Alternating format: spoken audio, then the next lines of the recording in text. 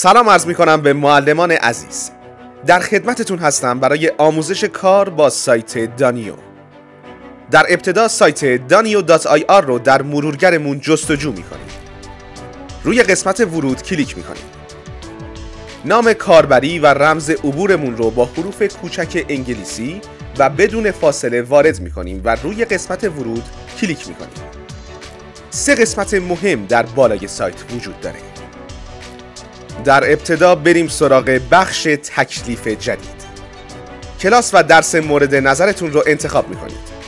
برای درس ریاضی صفحه و برای درس علوم و فارسی درس مربوطه رو انتخاب میکنید. سیستم به طور هوشمند مهارت‌های مربوط به همون درس رو به شما نشون میده که قابلیت حذف و اضافه کنار اونها وجود داره. زمان شروع و پایان تکلیف رو انتخاب میکنید. و در پایان تخمین مقدار زمان لازم برای انجام تکلیف‌ها توسط قوی‌ترین و ضعیف‌ترین دانش آموزان نمایش داده میشه. روی ثبت کلیک میکنید و تکلیف شما ایجاد میشه.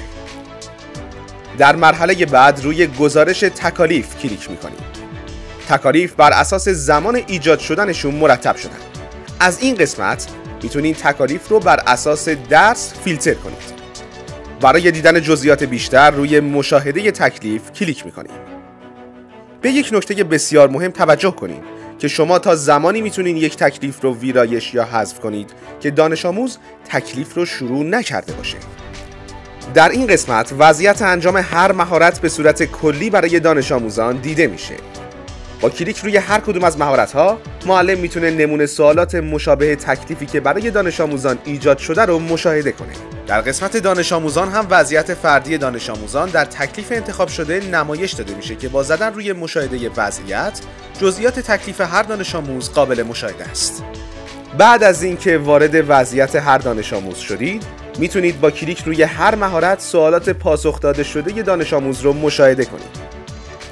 از این قسمت هم میتونیم برای همون تکلیف انتخابی به هر دانش آموز بازخورد شخصی بدیم.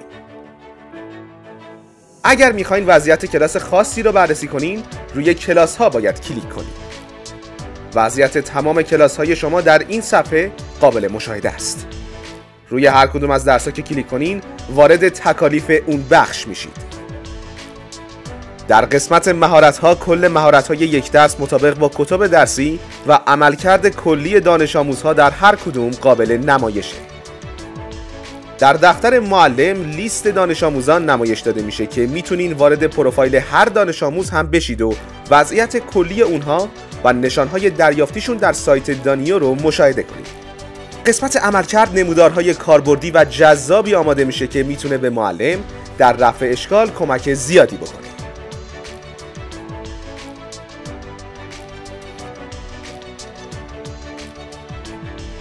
و در بخش پیام در صورت نیاز میتونیم به کل دانش آموزان پیام یا حتی فایل و عکس ارسال کنیم. در مرحله آخر به بخش آزمون میریم. در این بخش عملکرد دانش آموزان در آزمون ها رو مشاهده میکنیم که دارای نمودارها و میانگین های مختلف و کاربردی هست. از قسمت پایین با زدن روی مشاهده کارنامه، فهرست دانش آموزان و نمراتشون در آزمون قابل مشاهده است. همچنین در این قسمت فهرست سوالات پاسخ داده شده دانش آموزان و تعداد نفراتی که پاسخ صحیح به سوالات دادن رو براتون آوردیم.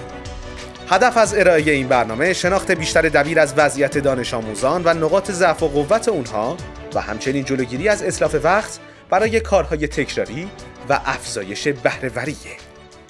آرزوی موفقیت برای شما. خدا نگهدار.